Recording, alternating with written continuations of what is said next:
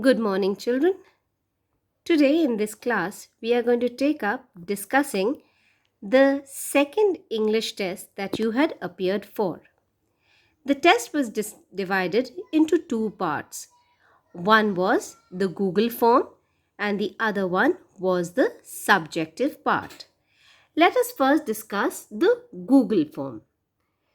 The first question was to identify the incorrect spelling. The three options, consciousness and auspicious being correct, prevention was the correct answer to identify the incorrect spelling, because prevention is spelled as Prevention instead of Sion. The second one is the use of masks and sanitizer has become very essential under the current condition. The word closest in meaning to the underlined phrase is indispensable. That is, you cannot do without it. It is absolutely necessary. It's not simply necessary, neither is it commonplace that since everyone is doing it, I am also doing it. No, it's indispensable. Neem leaves were eaten in order to keep smallpox at bay. Not measles, not chickenpox, that was there in your textbook. Which word has the incorrect suffix? Now, there are two things we know. One is prefix, something that comes before the word, and then there is suffix, something that comes after the word. The root word being thought, my first suffix is thoughtful. Yes, it's a thoughtful gesture that you came to my home and you brought me a cake. Thoughtless. It's a thoughtless thing that you know that I'm suffering from fever and headache and yet you are shouting in the room. That's a thoughtless thing. Thoughtful, thoughtless, both are correct. But there is nothing called thoughtsome. Fearsome, yes, but thoughtsome, no. So, the word with the incorrect suffix is thought, S-O-M-E. Find one word from the text which means both historical relics and parts left over. It's neither remaining nor remainder. Remaining things, remainder of a fraction, no, it's remains. So, historical relics, the remains that were found in Mohenjo-daro and Harappa. So, remains and the parts left over, that the remains of the food on the dish was disposed of in the trash. So, remains is the correct word.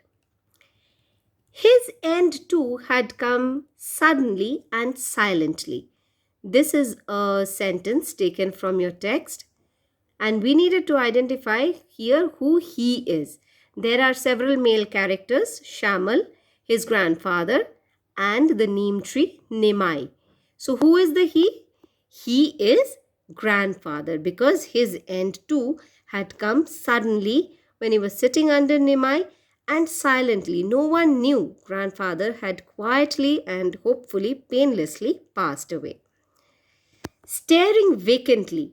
Now, if you remember the situation, who was staring vacantly? Shamal's mother was staring vacantly. Her boy, her son was missing. So, how was she staring? It's not an intense fashion. Vacant means that there is nothing in it. So, it's not an intense fashion. Contemplative means to be thinking of something. If you're thinking of something, your stare cannot be vacant. You are thinking, your brain is at work. If you remember, like Macavity. Now, so the last one, in an emotionless manner. I don't know what to do. I'm too tired. I don't know what to think even. So the correct option would be in an emotionless manner.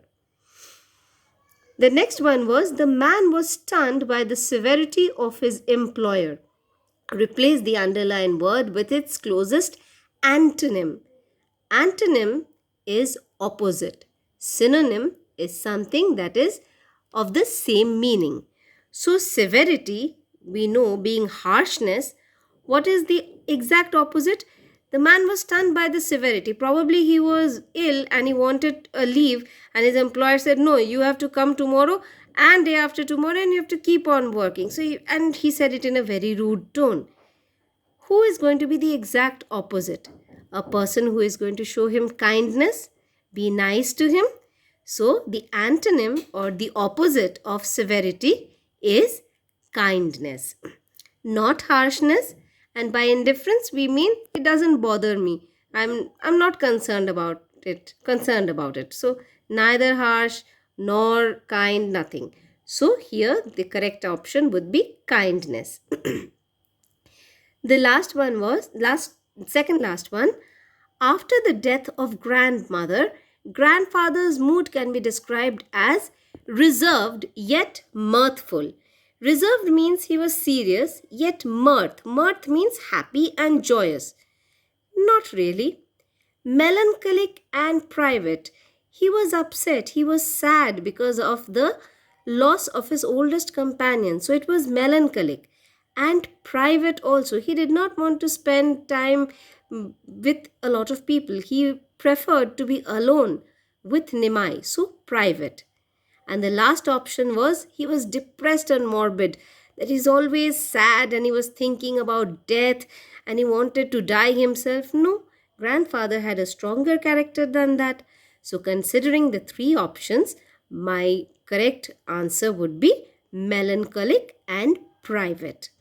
And lastly, the 10th question, grandfather's love for nature was reflected in the names of his grandchildren.